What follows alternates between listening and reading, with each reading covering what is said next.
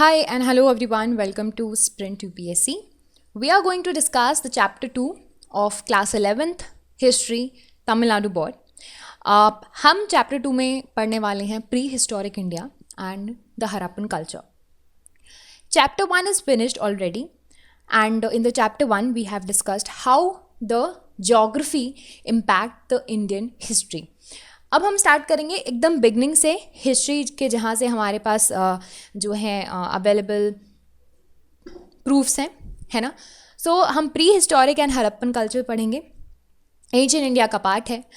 Palaeolithic और जिसको old stone as बोलते हैं वो पढ़ेंगे. मेसोलिथिक और मिडिल स्टोन एज वो पढ़ेंगे. फिर आता है नियोलिथिक एज, फिर मेटल एज.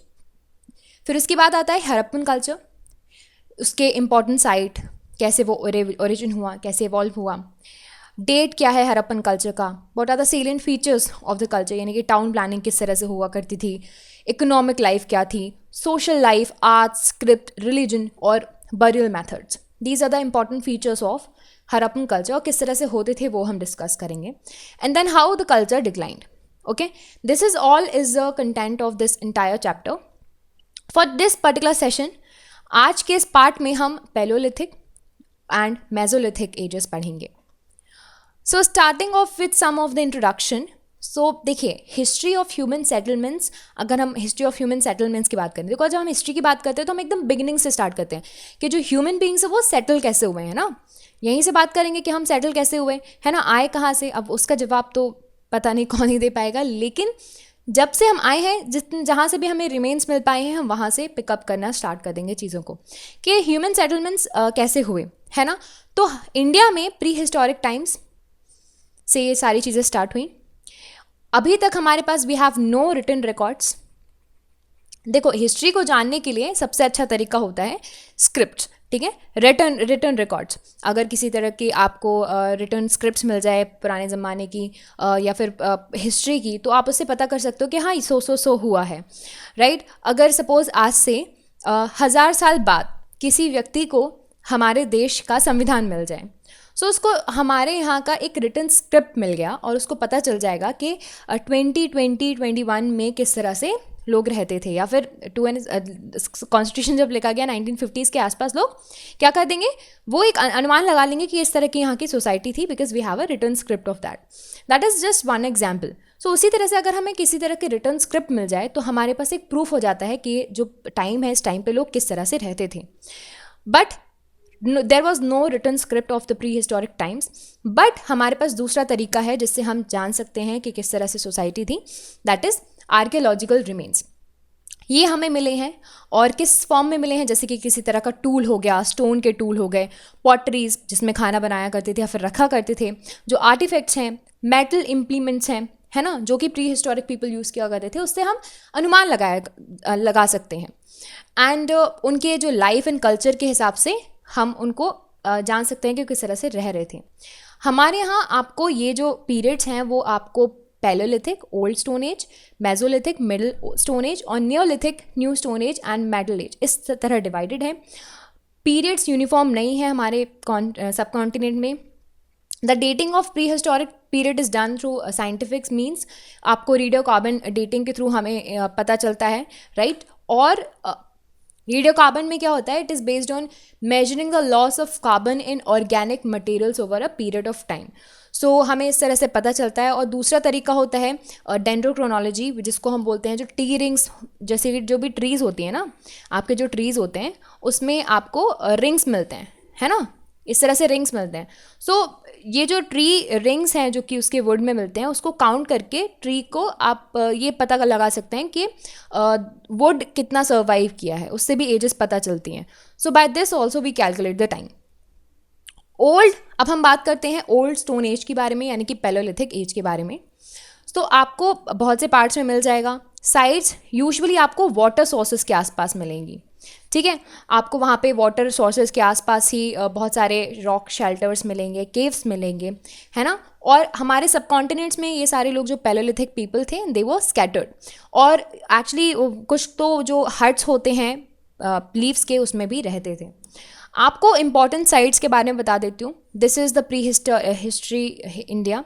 एंड आपको लोग लाइक इंपॉर्टेंट साइट्स व the Son valley, right, Potwar plateau north west में, शिवालिक हिल्स नॉर्थ में मिलेगा, भीमपेटिका और भीमबेटिका जो मध्य प्रदेश में आपको केव्स मिल जाएंगी, आदमगढ़ की केव्स भी आपको नर्मदा वैली में मध्य प्रदेश में मिल जाएंगी, कारनूल आंध्र प्रदेश एंड अत्तिरामपक्कम आपको चेन्नई के आसपास मिल जाएगा.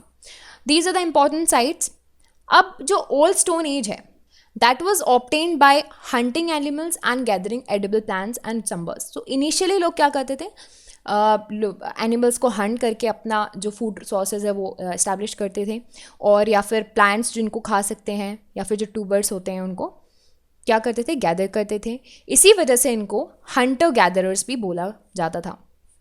फिर इनके जो टूल्स होते थे वो basically hand sized stone tools होते थे और फ्लैंक्ड ऑफ लार्ज पेबल्स होते थे, जो कि अभी एनिमल्स को पकड़ना है तो वो उनके लिए टूल्स यही हैं, पत्थर और या फिर हाथ से बने हुए हैंड साइड्स पत्थर, और जो हार्ड रॉक्स होती थी जो कि क्वार्टजाइट से बनी हुई होती थी वो उसका यूज़ करते थे.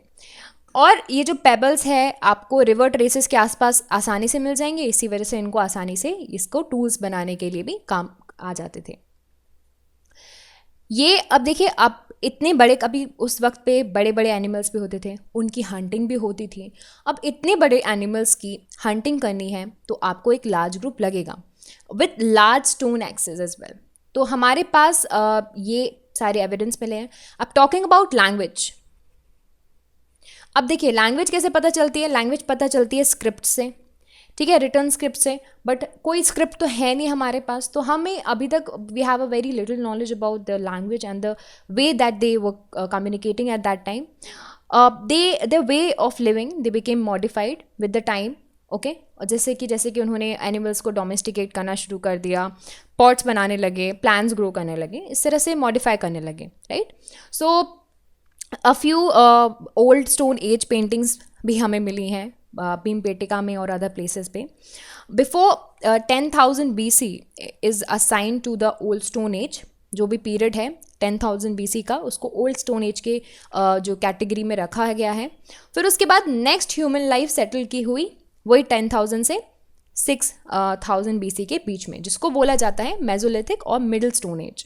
ठीक है, ये जो था एक ट्रेडिशनल फेज था Paleozoic, Paleolithic and Neolithic age के बीच में.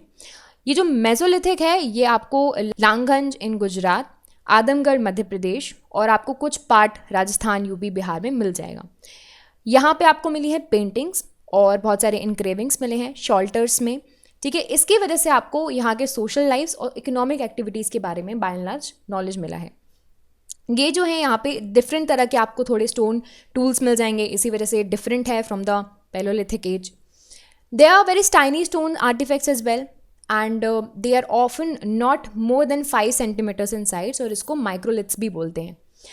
हंटिंग गैदरिंग पैटर्न्स ये अभी भी फॉलो करते थे, बट यहाँ पे थोड़ा शिफ्ट हो गया था from big animal to small animal hunting and fishing.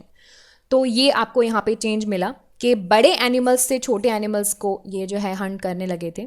फिर इसके बाद इनके पास बोज थे और एरोज थे इस टाइम पे. अब इस टाइम तक इनके पास थोड़ा मॉडिफाई कर दिए उन्होंने टूल्स. एंड फिर उसके बाद थोड़ा सेटलमेंट का भी टेंडेंसी आ गई थी, यानी कि पहले क्या करते थे कि सपोज यहाँ पे रिवर है, यहाँ के रिसोर्सेज को यूज़ कर लिया, एनिमल वगैरह को हंट कर लिया, फिर मूव कर लिए, फिर यहाँ के रिसोर्सेज को मूव कर लिया. तो जो टेंडेंसी थी पहले एज में वो कम थी एक जगह पे रुकने की, बट मेसोलिथिक एज में थोड़ा एक जगह पे थोड़ा सेटल होने लगे, लॉन्गर पीरियड तक सेटल होने लगे. देयरफॉर डोमेस्टिकेशन स्टार्ट हुआ एनिमल्स का, हॉर्टिकल्चर और प्रिमिटिव कल्टिवेशंस इन्होंने स्टार्ट किया, प्लांट्स वगैरह ग्रो करना स्टार्ट किए. एनिमल बोन्स आपको मिल जाएंगी इस साइट्स में, डॉग्स की, डियर्स की, बोर्ड्स और ऑस्ट्रिच वगैरह की. और यहाँ पे ये बरियल्स के भी आपको इंस्टेंसेस मिलने लगे एंड शेल्स भी मिले आपको यहाँ पे, ये जो है प्रैक्टिस किए जाते थे. So this is all about the paleolithic and old stone age and mesolithic and middle stone age. We have discussed the history of these 2 ages. Next chapter में हम neolithic age and metal age पढ़ेंगे, by which we'll get the idea about the Indian history. फिर उसके बाद हम पूरा का पूरा हड़प्पन सिविलाइजेशंस कैसे तरह से प्रॉपर सिविलाइजेशन स्टार्ट हुआ। ये तो बस बेसिक एजेस है ना, कि उन्होंने बेसिक स्टार्ट किया, स्टोन्स वगैरह से यूज़ करते थे, एनिमल हंटिंग गैदरिंग वगैरह करते थे। फाइनली सिविलाइजेशंस वाला जो पार्ट है वो हम आगे आने वाले सेशंस में पढ़ेंगे। So this is it for this chapter and I hope you like this video, and if you like this video you can subscribe to the YouTube channel for more videos and updates, and also you can download the Sprint UPSC app to practice book chapter and topic wise. Remember candidates, just reading books and watching videos are not going to help you out unless you practice thoroughly. So identify your mistakes and work to improve your performance, and Sprint UPSC is the perfect app to do all of this. अगर आपको ये video पसंद आया हो तो हमारे YouTube channel को subscribe कीजिए और वीडियोज़ एंड अपडेट्स के लिए साथ ही साथ डाउनलोड कीजिए Sprint UPSC ऐप। यहाँ पर आप अपनी बुक्स चैप्टर और टॉपिक वाइज प्रैक्टिस कर सकते हैं।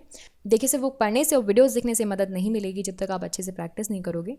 तो अपनी मिस्टेक्स को जानिए एंड परफॉर्मेंस को इम्प्रूव कीजिए, और स्प्रिंट यूपीएससी इसके लिए परफेक्ट ऐप है। I will see you in the next video. Thank you so much.